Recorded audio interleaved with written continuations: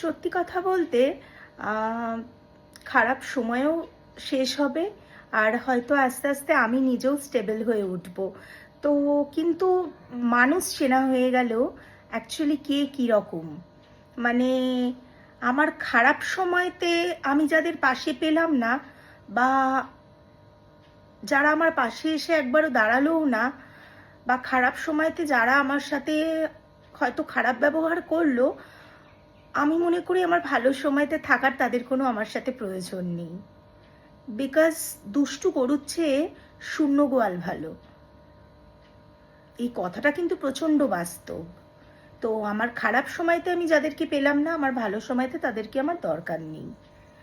আর সময় কখনো একরকম থাকে না, সময়কে বদলাতেই হয়। যেমন দিনের পর রাত হচ্ছে, রাতের পর দিন হচ্ছে, সেরকমই খারাপের পর ভালো হবে, আবার ভালোর পর খারাপ হবে। বিষয়টা এটাই।